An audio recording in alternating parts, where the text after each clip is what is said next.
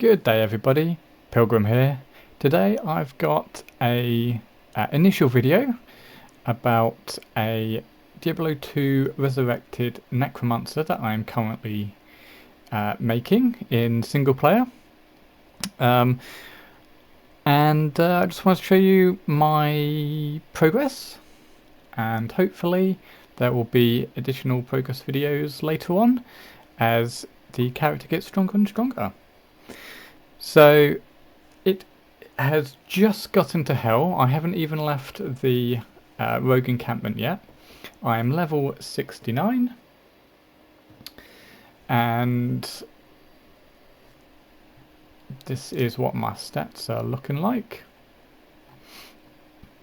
So yeah, I set up Necromancer and we're going with a summoner. So we've got mexed raised skeletons, skeleton mastery, we've got 1 point in clay golem, a load of points in golem mastery, currently this is the one that I'm putting points into, and then 1 point in summon resist. This results us in a nearly 6k clay golem, so it's really tanky, and is really nice against bosses because it slows target by over 50%. And there's a substantial amount of resist as well on my summons. I can get 12 skeletons in total, and they are doing a substantial amount of damage now. So my merc is an Act 2 Might, as you'd probably expect. So they have a flat 150% extra damage currently. So if we open up this dude, now it says blessed aim, but that's not accurate. It's just one of the bugs in Resurrected at the moment. So yeah, just ignore that. But it is a Might Aura, and I believe it's like level 14, which is 150%. It's weird that this is showing 16, but whatever. Now I got really lucky, and a Surian dropped on one of my previous playthroughs, or I should say, well, the last one, which is the Jefferson that I did. I think I got this while pits farming. So, and it's what prompted me to make this Necromancer, because it's one of the big rune words that this character needs. There's a couple of them that you need. You need Bramble, Pride, Enigma. So you know, quite a lot. As well as what is it called? Beast for the fanaticism aura. So at the moment, as I said, yeah, so Bramble for this Thorns aura. I got really lucky on this and got a level 20, and then also rolled fairly decently on the poison skill damage. Doesn't apply here, but it means that if I wanted to make a poison Necro or a poison Javazon, I could actually use this. I'm also using a Thresher Obedience. This is like really nice, just good all-round weapon for its level. And I'm probably going to keep with this until I'm able to get Pride, which will give me a Conviction aura, which is even more damage to everything. This is great because it's really fast, it's got Crushing Blow, it's got a really high enchant, which means he gets a lot of attack rating, so he's constantly hitting. He's got a lot of resistances, you know, minus target defense, so it basically always hits. And there's also a pretty big chunk of faster hit recovery. This is a great weapon, and you know, if you get a Ko and a Foul rune, I highly suggest you get an Obedience first. For the Basque, I've got a Taurashas, and currently he's sitting pretty good on resistances. For the time, his aura and the enchant procs, this guy is doing up to 3000 damage in a single hit, so really, really nice. Not counting, of course, the jab. Our gear is a spirit sword and a spirit monarch. This is just stand-ins really. A good head and a good wand will actually beat both of these quite substantially, although it will come at a hugely reduced mana and life loss, which is quite annoying. But in terms of just flat levels, a wand and a head will be better, but these are good just all-rounders. I have a Shaco with a perfect topaz just because. I'm hit, I think it's like 100 and something, yeah, 110 magic find, which isn't a lot, but it's something, and most of it is coming from the Shaco. Then we got a Trengs Chaos Armor for the summoning skills and the faster run walk and the poison resist. It's got a nice defense bonus on it as well. I've got a String of Ears for the damage reduced. I have 2 resistance rings. This is the other source of magic find, and some energy on this as well. And I do prioritize resistances. During Nightmare I had a lot more magic find, I had nearly 300, but I decided that it was better to have resistances because I didn't want to constantly die, because dying on a Necromancer is pretty frustrating, especially at the beginning, before you get to Act 5. When you get to Act 5 it becomes way easier, because you can just go into, let me see if I can pronounce this right, Nilafrak portal, and you can actually just raise the corpses that are on the ground,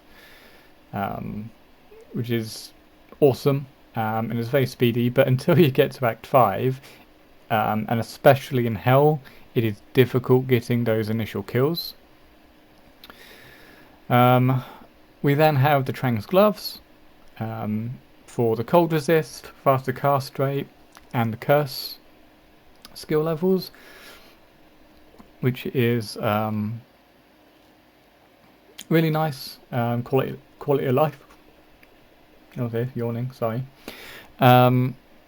Because it means that our amplified damage has a bigger radius, and the Decrepify lasts longer.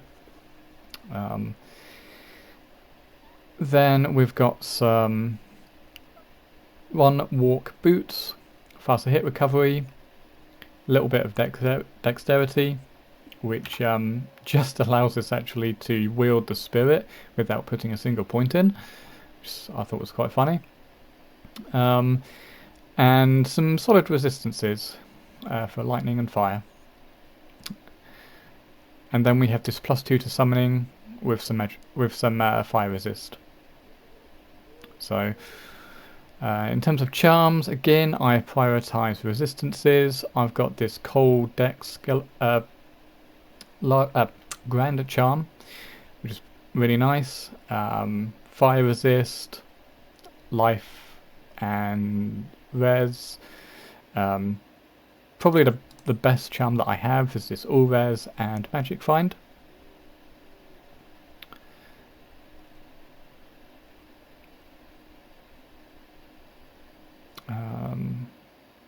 So yeah,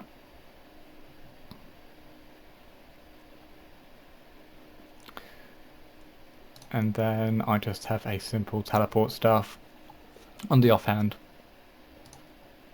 So it'll be interesting to see how Hell goes. So far I did not have any problems going through Nightmare, All of the bosses were an absolute breeze. In fact, I didn't even use Decrepify on any of them. I just ended up using Amp Damage. And even Bale was done on like players 3. So, yeah, it does not struggle, at least in Nightmare. If I do struggle in Hell, I will just farm Bale. Because Bale is actually really nice for Necromancer. It's quite fast. You already start in Act 5, so you can get those corpses. So Bale running isn't too bad, and I can probably even up it to players 5 if I really needed to. So yeah, so far so good. I'm liking the progress of the character. I wish I had a way to tell you how long I've spent on it, but I honestly haven't spent all that long farming. Most of the farming was actually done on the previous characters, so this has just been pretty much straight progression. The only farming that I did do was actually level farming, not item farming, because I wanted to get my mercenary up to level 66 as quickly as possible. And so I was just running players 7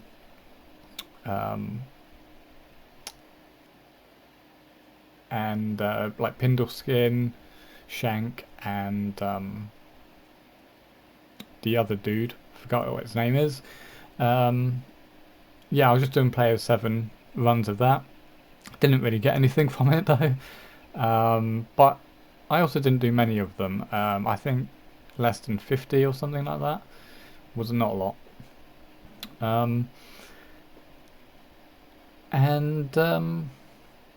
Yeah, in fact I ended up leveling quite a few times, just going through the rest of Act 5, so that was pretty surprising. But yeah, I have everything that I need going into Hell, and hopefully the next video will either show some decent gear drops that I've just happened to come across while going through the acts. If I'm really unlucky, I will show you what the character's looking like at the end of Act 5 and into farming. So yeah, I've been pretty how do I put this? The first 2 characters that I made haven't been the best farmers, and even the Necromancer isn't the best farmer, but they each have the zones that they can go in. The first one was a druid, a wind druid. And he could do things like the tunnels and stuff like that. And I wanted to try Jefferson for the first time, but was actually frustrated by the amount of lightning immunes that the game has at all of the key farming locations, like Trav. So yeah, that was pretty frustrating. So a physical minion build should actually be able to take on most things in the game, especially as a Necromancer, because I can remove immunities. So the way I see it is this is always going to be a fallback option. You know, if I want to farm a particular area and I don't have another character for it, I can just go to the Necromancer. Yeah, I mean, I think that's as much as I can say, really. Yeah, thank you for watching. If you've got any suggestions, put them down below. And have a great day.